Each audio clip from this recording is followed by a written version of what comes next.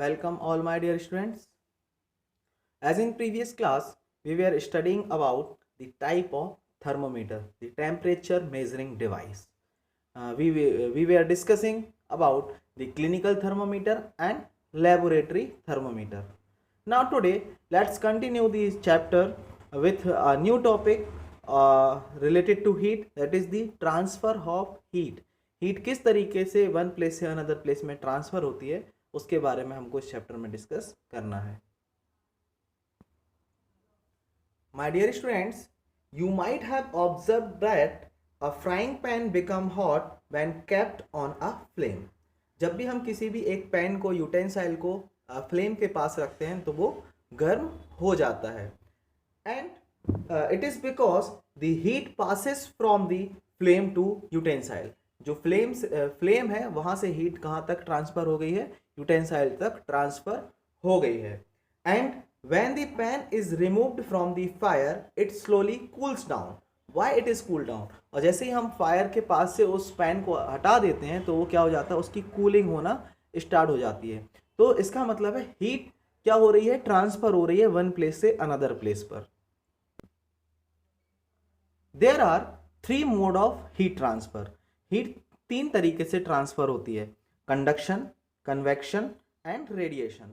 ये 3 मोड हैं जहां से हीट ट्रांसफर होती है. So let's discuss about the first mode of heat transfer, that is conduction. There is a fact related to transfer of heat, that heat is always transfer from hotter object to cooler object. हमेशा जो higher temperature से lower temperature की तरफ ही heat का transfer होता है. कभी भी लोअर टेम्परेचर से हायर टेम्परेचर की तरफ हीट का ट्रांसफर नहीं होता. Here Paheli is asking a question, does it mean that heat will not transferred if the temperature of two object is same? अगर कोई भी दो ऑब्जेक्ट हैं और उनका दोनों का टेम्परेचर सेम है तो क्या उससे हीट ट्रांसफर होगी? तो बिल्कुल नहीं होगी. अगर दोनों ऑब्जेक्ट का टेम्परेचर सेम है तो हीट बिल्कुल भी ट्रांसफर नहीं होगी. हीट हमेशा हायर टेम्परेचर से लोअर टेम्परेचर की तरफ ट्रांसफर होती है. Now there is a activity given in your book, activity 4.6. ये जो प्रोसेस है कंडक्शन की उसको रिप्रेजेंट कर रही है. टेक अ रॉड और small flat strip of a metal. आपका जो मेटलिक स्केल होता है, आप लोगों के पास मेटलिक स्केल होता है, आप उसको भी यूज कर सकते हैं यहाँ पर. से ऑफ एल्यूमिनियम और iron fixed a few small bags pieces on the rod. इस तरीके से बैग्स के जो मोम होती है उसके इस तरीके से स्मॉल पीसेस को आप यहाँ पर क्या कर देंगे, चिपका देंगे, फिक्स कर देंगे. These pieces should be at nearly equal distance में आप इनको फिक्स करेंगे. Now clamp the rod to a stand. आप इस तरीके से किसी भी स्टैंड में उस रॉड को फिक्स कर देंगे. If you do not find a stand you can put one end of the rod in between bricks के बीच में भी आप इस तरीके से रख सकते हैं. Now heat the other and of the rod and observe. इस तरीके से एक एंड को, यहाँ से नहीं, एक एंड को आपने फिक्स कर दिया और दूसरे एंड को आपको उसको हीट करना है. मोमबत्ती से, कैंडल से या फिर किसी और भी ऑब्जेक्ट से आप उसको हीट अप कर सकते हैं. Now what happens to the wax pieces. और ये आपने जो बैक्स पीसेस लगाए हैं इनके साथ क्या हुआ? Do these pieces begin to fall?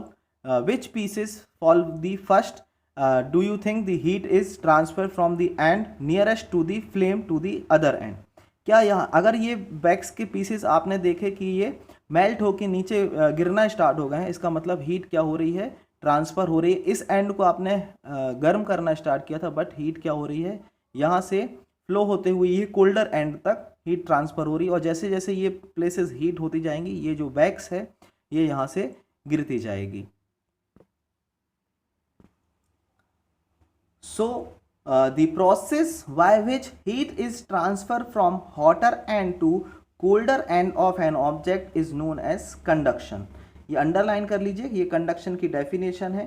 यहाँ पर इसको आपको अपनी नोटबुक में पीछे आपको क्वेश्चंस दिए होंगे, उसमें आपको डेफिनेशन लिखने बोला होगा तो आपको यही डेफिनेशन यहाँ पर लिखनी है. और ये कंडक्शन की जो प्रोसेस है ये जनरली सॉलिड में होती है. In solid generally heat is transferred by the process of conduction.